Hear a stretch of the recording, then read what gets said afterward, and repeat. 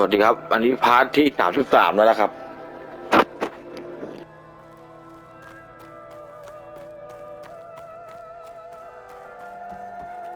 What is this?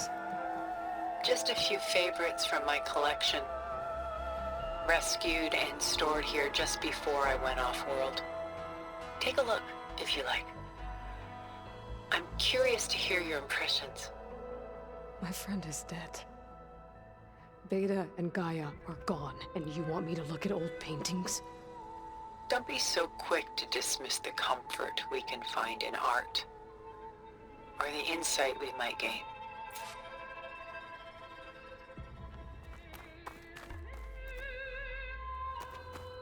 My favorite pairing. On the left is Woman Reading a Letter by Vermeer, a true master. And on the right is a forgery, Woman Reading Music, which fooled experts into believing it was a priceless original. Early in my career, I became fascinated with such deceptions.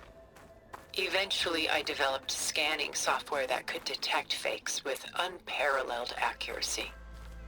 Is that how you made enough money to buy your way onto the Odyssey? Oh no. I made my real fortune later. Selene and Endymion. She's the goddess of the moon, whereas he's a simple shepherd. Beside her is the god of love, Cupid. So she's sneaking up on him? More like visiting him in secret. The torch that Cupid bears represents Selene's undying infatuation with him. Though the two must remain apart, her love will forever burn.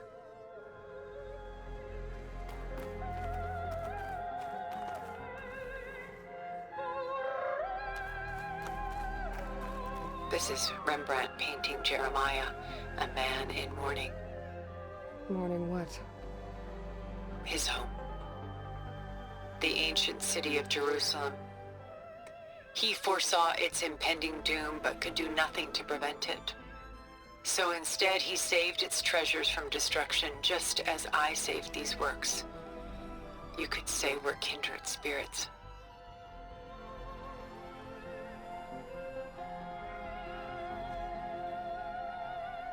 About Jeremiah. If he knew his home would be destroyed, why didn't he save the people? Why save those relics? He tried, but no one would listen to his warning, so he saved what he could. But how did he know? He was a prophet. He saw an army invade and destroy the city in a vision. So it's more like he calculated which side would win a battle. What matters is that he was right in the end. If not for him, all those wonders would have been lost forever. At least this way, some part of his world survived.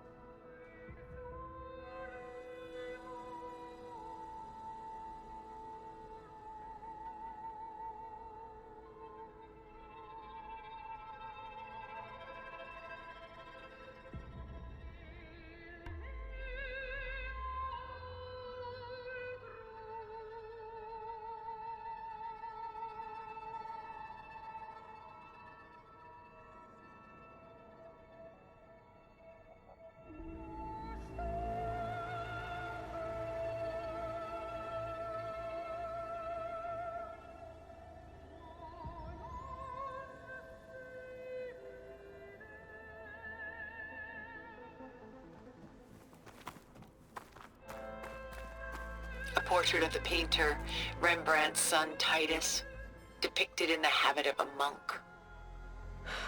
I don't get it. Why would someone like you, with infinite resources, care about this painting of a boy in a hood? It's not the image itself, but the feeling it conveys. The face is bright and defined, but his eyes are downcast, heavy with misfortune. And the background seems to swallow all light. The painting is infused with a sense of loss. I guess I understand how the painter feels.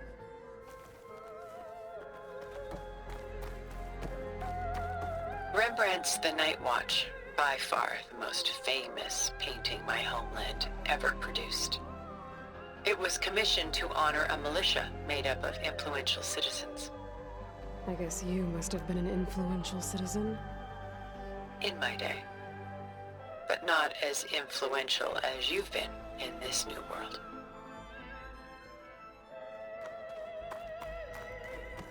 The Gust, by Willem van de Velde, the most famous of his many maritime paintings. A ship crossing into the unknown. I guess you're familiar with that. Indeed, which is why I appreciate this composition in particular. Though waves and wind threaten to destroy the ship, it perseveres, clinging to the light even as darkness closes in all around it.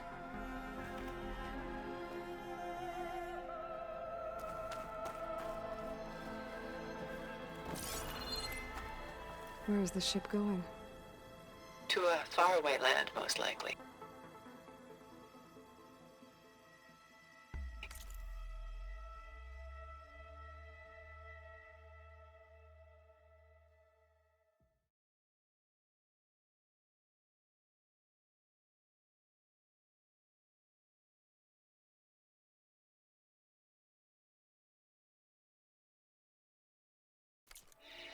My ancestors used ships like these to explore the world, sometimes at great cost. What were they looking for? Anything of value. They were traders willing to face unknown dangers to make their fortunes. But no matter how far they went, they always turned their sails home.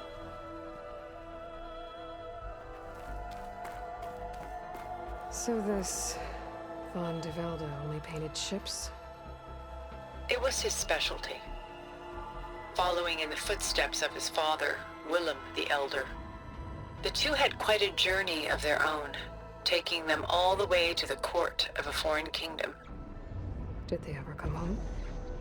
No, but eventually their lives worked it. Take your time.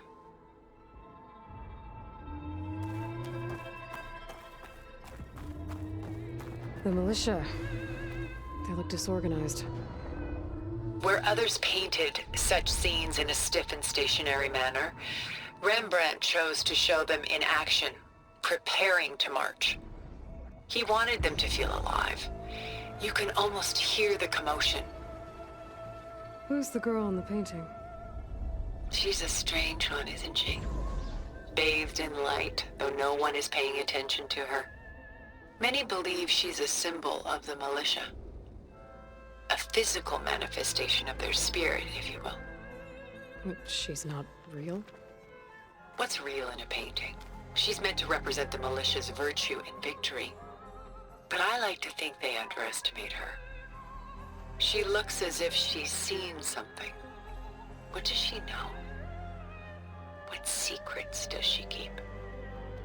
There's so much detail to take in, isn't there?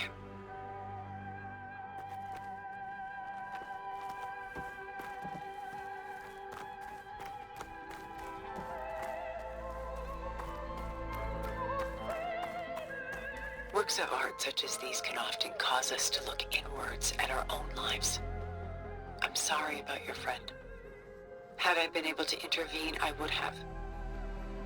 But the risk of losing you as well was too great. Everything went by in a blur.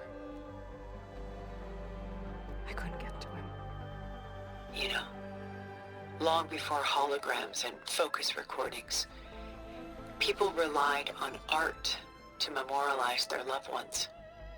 Because of works like this painting, their lives are immortalized. Rembrandt had 4 children by his wife. All but Titus died shortly after she gave birth to them. She passed not long after that. Titus became the only family Rembrandt had. Which is why he painted him this way. Indeed. Then tragedy struck again. Disease claimed Titus at 26. It's almost as if Rembrandt painted the future, closing in on him.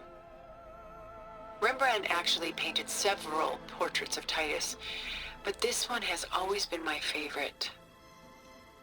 It's honest. What do you mean? In others, Titus was portrayed in brighter, livelier states, but here, Rembrandt allows himself to express his true feelings. Sorrow, fear, hope, love, laid bare on canvas for all time. I see this one resonates deeply with you.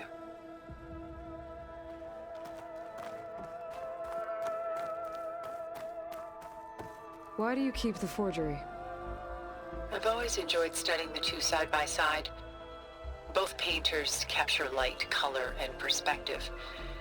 But what makes one a masterpiece and the other simply an imitation?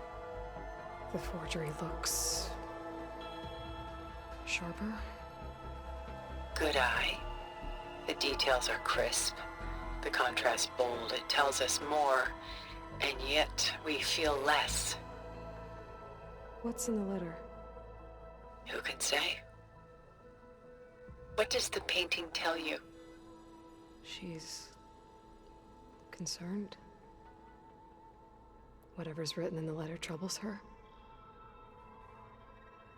A burden she can't put down. Fascinating. Why go through so much effort to make a fake masterpiece? The forger initially painted under his own name, but found little success. His work was considered unremarkable. But when he took on the guise of Vermeer, suddenly it was celebrated as extraordinary. But it was a lie. And he knew it. Sometimes we struggle to glean what is real and imagined, even within ourselves. The irony of these two is that Vermeer died in obscurity. He had no idea his work would become some of the most precious, most copied, most preserved pieces in all history.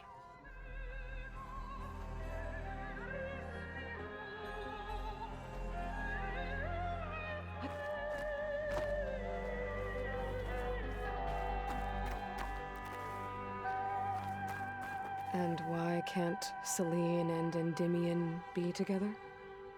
Celine took a vow of chastity, promising to never take a lover. So when she fell in love with Endymion, she could only visit him at night while he slept. But then wouldn't she be breaking that vow? Think of it as a forbidden love. Though circumstance keeps them apart, still they find a way to come together, however briefly. Aren't Celine and Endymion cold? Perhaps we should move on to another piece. Shall we move on?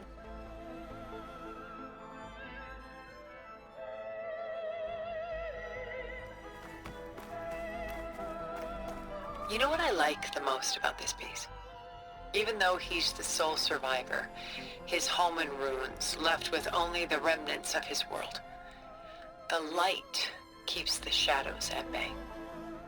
There's still hope. Precisely. Take as long as you like.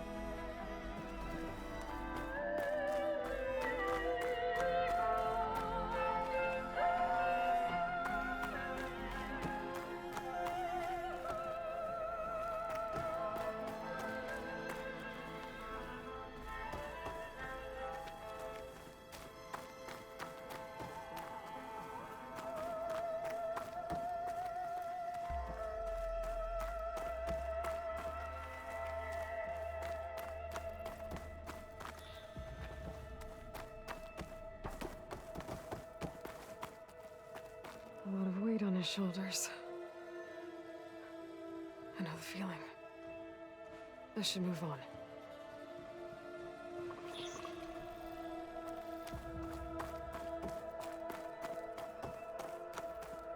She's pulling out her own hair. Out of madness, out of grief. It's hard to watch her suffer. I should move on.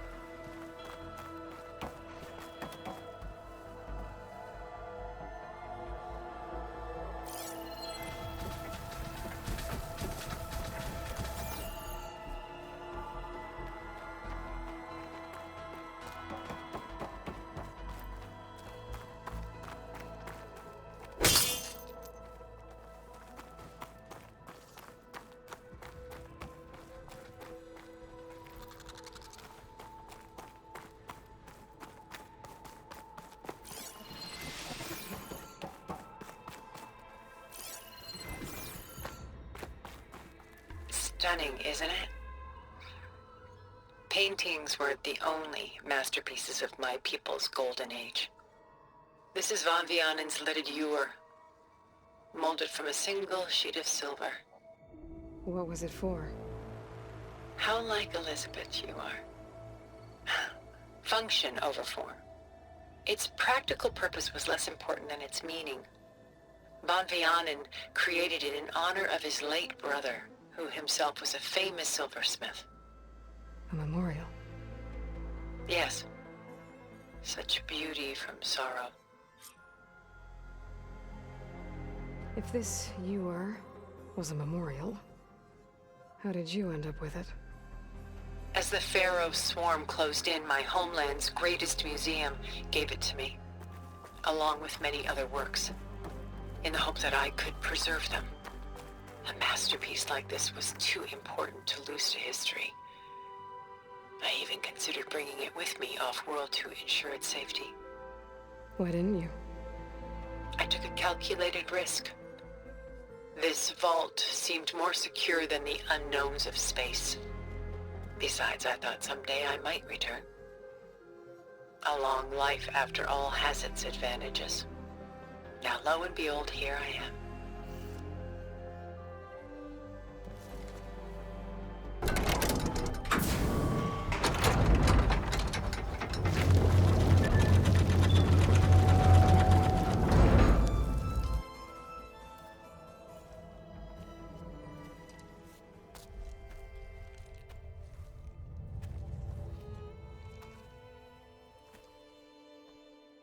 There you are. Feeling better? How did you find us? At the cauldron? And what did you do to everyone right before I passed out? All business, I see. Well, suffice it to say we were keeping a very close eye on Hephaestus, knowing we would need it at some point. Your ruse didn't fool us, and as for my little trick, it was an overload of the senses, accompanied by an energy discharge. Gerard and Eric were only momentarily disoriented due to their shields, but it rendered you unconscious while I got you out. Perhaps some breakfast might steady you a bit?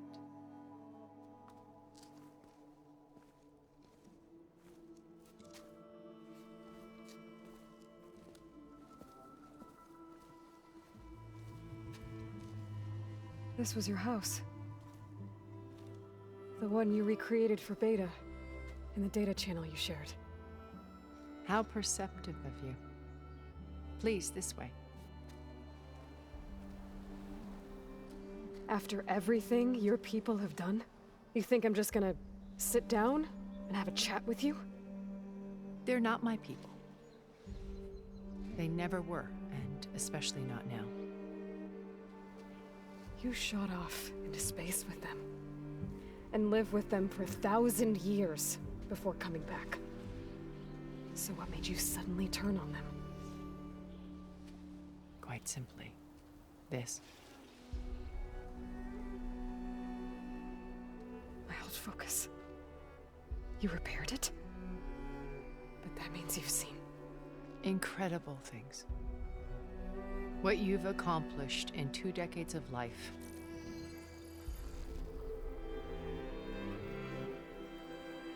1,000 years at my back and I haven't even come close.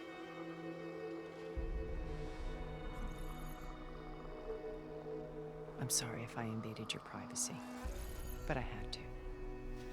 In order to understand, to be enlightened. You truly are Elizabeth's blood. With her drive, her sense of mission, her integrity. Watching all this shamed me for the company that I've kept. Having seen it, all I want is to help you.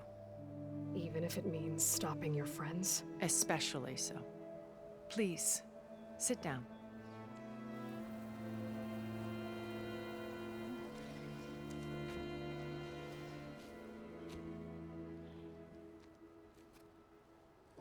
There. That's better. Now, we must recover Beta and Gaia at all costs. By now, you must know that Gerard intends to use Gaia to reboot the Earth's biosphere. Remaking this world to specifications that would only suit us immortals. This process will kill every living thing on the planet. He calls it a clean install. Not if I stop him first. Not if we do. And once he and the others are gone, we can work together to fulfill Elizabeth's dream. I'm sure Beta told you that there's a build of the Apollo database on board our ship. A complete collection of human knowledge. With that and Gaia, we could do everything Elizabeth wanted. Heal the biosphere, educate the people of this world, uplift them. Create the world she imagined. Let's not get ahead of ourselves. From what I've seen, your friends are invincible. I do wish you would stop calling them my friends. And they're not invincible. In fact, a friend of yours has found a way to defeat them. Silence. Oh, he's been a busy bee, building an army powerful enough to crash through Gerard's precious base. Regala and her rebels. Even now, she's preparing a final march on the Tenakth capital. When she wins, she'll have the entire tribe under her control. Hundreds of warriors and machines to throw at the base. She's been duped. They'll all perish, of course. But it should be enough to break Gerard's defenses and allow Silence to kill him. Along with all the others. Using the new weapon he's developed. Yes, he's found a way to circumvent our shields. Truly an exceptional man. He's planned for everything. Except you and me. You see, while his army is battering down Gerard's doors, you and I will sneak in through a back way. One that only I know about. While Silence and my friends are busy battling each other, we'll take back Beta and Gaia. I told you I want to help you. I mean it.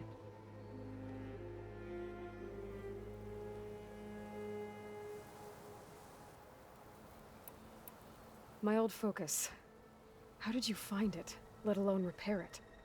When we encountered you at the Hades Proving Lab, Gerard saw you as a redundancy. I knew better. You were a revelation. After your dramatic escape, bravo, by the way. Gerard and Eric assumed you were dead and gave up the hunt. I wasn't so sure. When the others were busy, I returned to the lab and searched for any trace of you. That's when I found this little treasure. Not easy to repair, but certainly worth the effort. As I watched your life unfold, you were like a splash of color on a worn canvas. What Liz was, and more. Did you show it to the others? Of course not. It was your actions that inspired me to defy them. It's worth noting that if I hadn't found it and watched its contents, I wouldn't have known to save you at the cauldron. You'd be dead. So I should be grateful? If you like.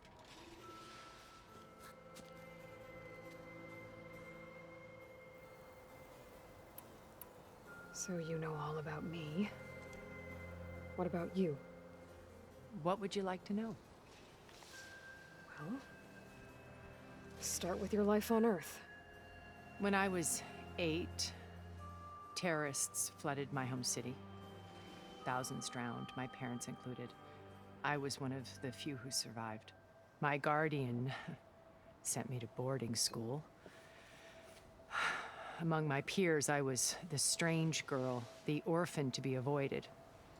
All because of circumstances beyond my control. Oh. So we're a lot alike, huh? Aren't we? You were an outcast. But you didn't let that stop you from getting what you needed. Neither did I. I climbed my way out of desolation and used my wits to build a fortune. First, from the technical analysis of art and the detection of forgeries. Profitable expertise in those days. But as it turned out, the software I developed was even more useful for counterintelligence. From there, it was only a short step to gathering extremely valuable intelligence on my own. You were a spy? More like a service one could turn to for information. I had to remain anonymous, of course, to protect my privacy. But despite that anonymity, Far Zenith inevitably sought me out. What happened when Far Zenith approached you? They painted an irresistible vision of humanity's future. One where we need not fear illness or death, where we explored the furthest reaches of the stars and thrived. It was only later that I realized that they only intended to bequeath this future to the rich and powerful. By the time I finally figured it out, the walls were closing in, Pharaoh's machines were devouring the Earth. So I accepted Far Zenith's invitation to a berth on the Odyssey. I wanted Liz to come, but she had nobler plans, as you well know.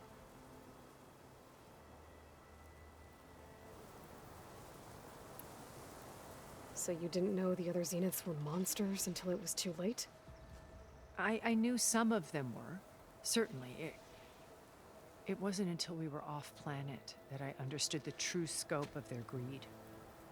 I was grateful to simply be alive, but the others became obsessed with a kind of effortless immortality. They built a colony where machines serviced their every need, where any memory or fantasy could be endlessly savored in virtual reality. It wasn't life. It was stultifying, a pampered dream state. As the decades passed, I withdrew more and more, alone yet again, but this time with eons to consider my mistakes. Now finally, having met you, I feel like I have a second chance. To do what? Help you, of course. To fulfill Liz's dream, which isn't so different from Far Zenith's original vision. A better future for humanity.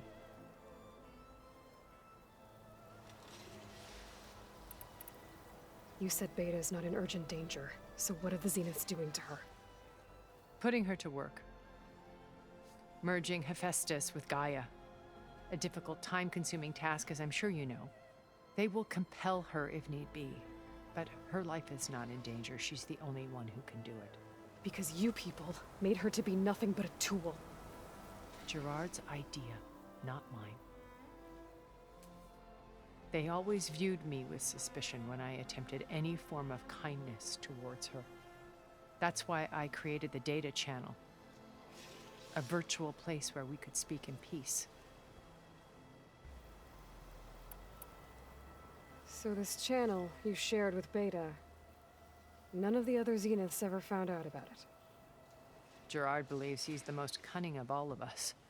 Even after 1,000 years, he still can't imagine that I would outwit him. The channel allowed me to interact with Beta away from their mistrustful eyes. It offered us a chance to be ourselves. Until you cut off all contact. Yes, though it pained me. I was worried that our meetings would do her more harm than good. Well, she felt like you tossed her aside. I was afraid the others would find out and punish her. She may not have had the comforts of friendship anymore, but at least I ensured she was safe. I know it seems harsh, but you must believe that her well-being has always been paramount to me.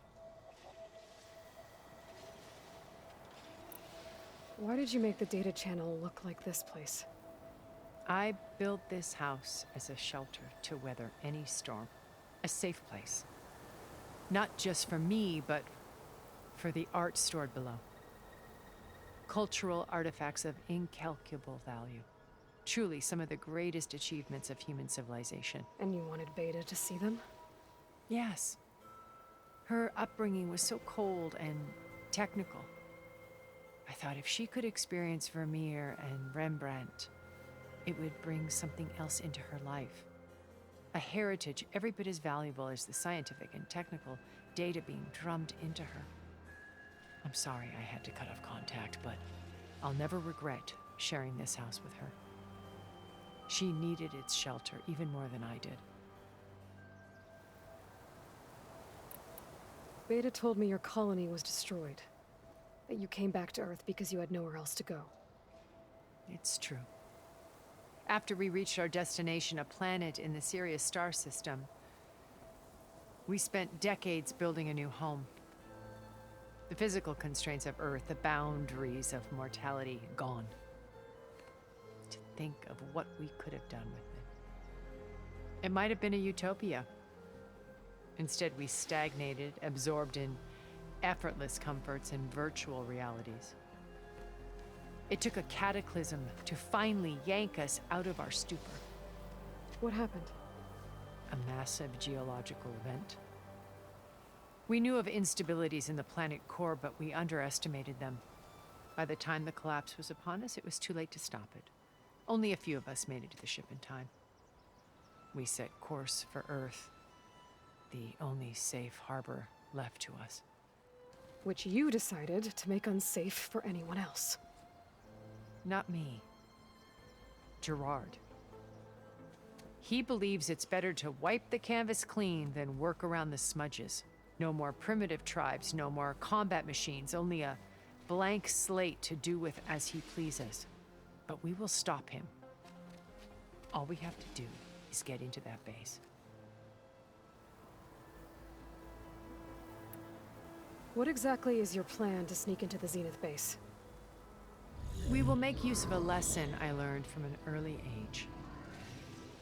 Always know your exits. In this case, a place where Gerard's new construction meets the ancient foundation, a passage that only I can access. When Silence flings his army at the base, we will enter through this back door, bypassing most of the fighting. The distraction will provide us with a window in which to rescue Beta and Gaia. Once we're inside the base, where will we find Beta and Gaia? Here in the command center. By then, Gaia will have been reunited with all of its subordinate functions, including Hephaestus. What about the alpha build of Apollo on your ship? A simple matter of recovery once the others have been dealt with. With that in hand, we'll have everything we need to make this world as it should be.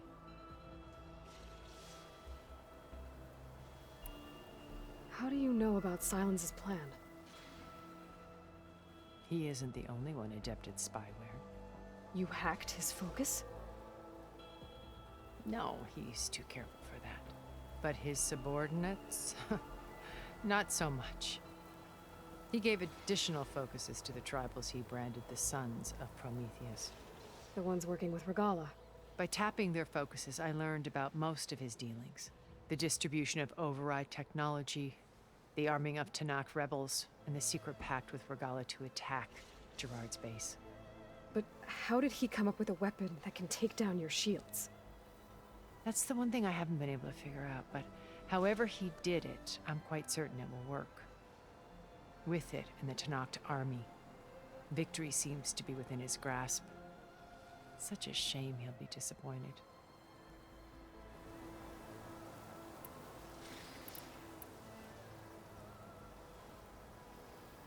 Regala's only interested in killing Hikaru and waging war on the Karja. What does she have to gain by attacking Zeniths? It's the price she must pay for her war. Without the ability to override machines, her little rebellion would have languished in the desert. So she trades with the Sons of Prometheus. Machines to help her overthrow Hikaru. In exchange for an assault on the base. Pride has deluded her into thinking she can actually survive such a battle. And all without ever knowing who the Sons of Prometheus really answer to. Yet for all of Silence's brilliance, still he underestimates you. That blind spot is what will allow us to take Beta and Gaia right out from under him. While hundreds of Tenakth are cut down outside. So you knew Elizabeth. What was she like? Liz was everything she was. I see in you. And more. Your ingenuity, your determination, your moral compass. You've managed to distill her greatest qualities and make them your own. I'm not asking about me. Tell me about Elizabeth. What was she really like? The honest answer is that I don't actually know. For all the time that I spent with her, she always kept a part of herself locked away. It was like that from the moment we met.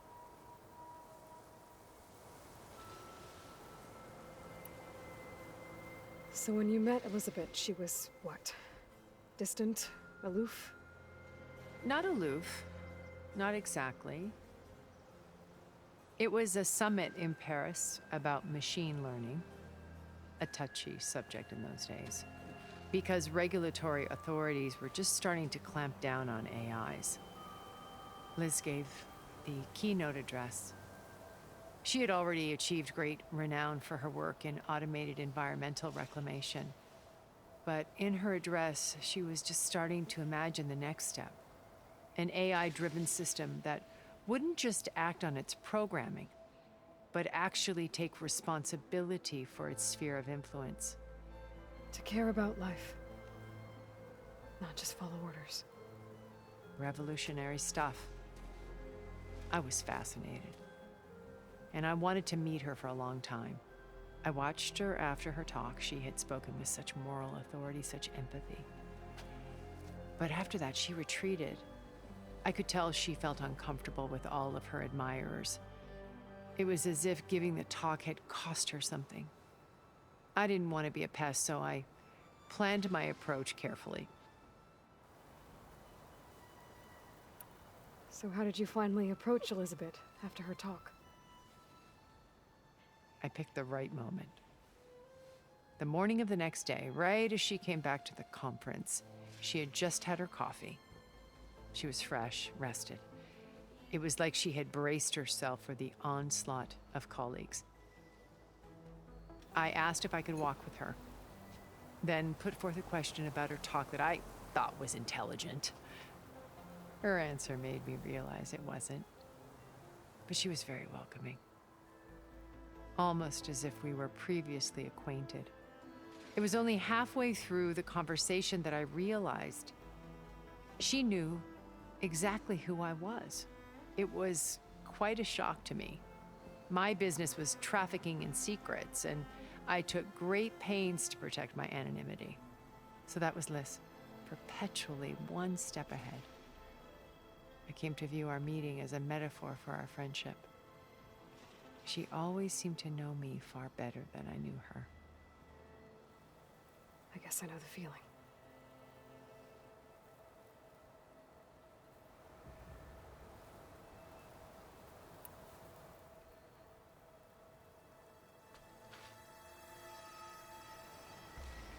First Varl. Now Hikaru and the Tenakth. Your plan would wipe out an entire tribe. There has to be another way. We are in an admittedly desperate situation, but I assure you there isn't. Remember Zero Dawn. Elizabeth's sacrifice. Sometimes many have to die for a new world to grow. If it looks impossible, look deeper. Wait. The data channel. It still exists, doesn't it? I need you to open it. Let me talk to Beta. Impossible. We might be detected. It's worth the risk. There is another way, one where the Tanakh survive. But we won't. If the others... If you want to help, open it.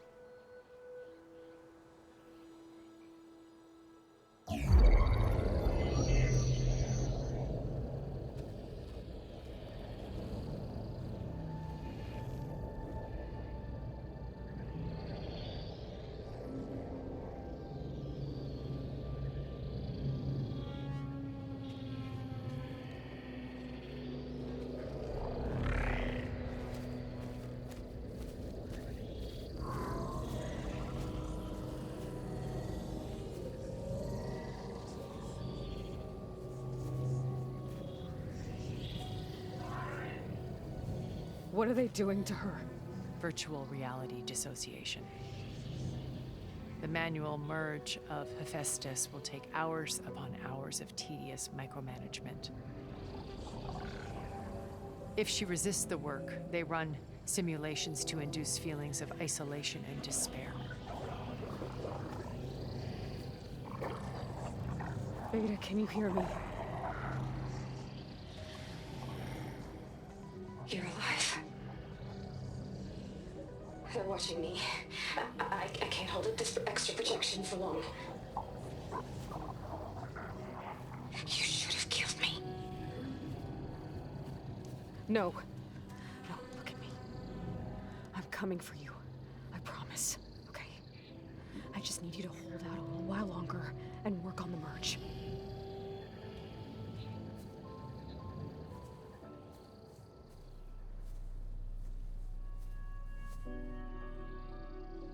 Then I think it can be done. I'll contact again when it's time. Can you hold on?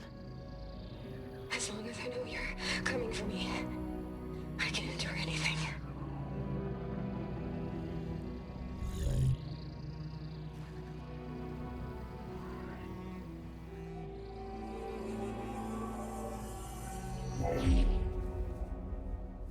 All right.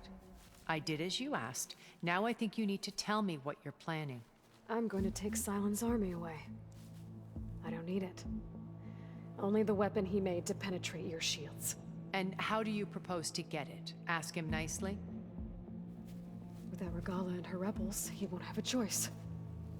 We'll be his only option. Only option for what? What did you tell her? That is between me and my sister. Will be Silent's only option for crashing that base. I'll tell you the rest later. But first, there are a couple of things I have to do. Oh. And what are those? Lay my friend to rest. And then I'm going to use the override that Beta gave me at Gemini to put an end to Regala's rebellion. From the air. Wait. Since you insist on doing things your way, I know of something that will truly help you make a grand entrance with the Tanakh. The ancient Horus Titans still possess electromagnetic energy cells as part of their arsenal. Drop one of those on Regala's army and they'll receive quite a surprise.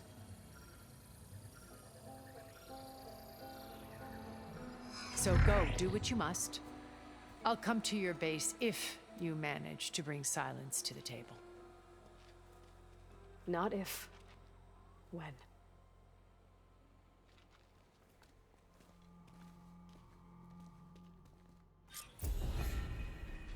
Erend, are you there? Aloy! Aloy, is that really you? Yeah, it's me. Where's everyone else? We're all... we're back at base. What happened? It might be easier to explain in person. I'll try to join you there when I can. Okay. We'll wait here for you. It's good to hear your voice, Aloy.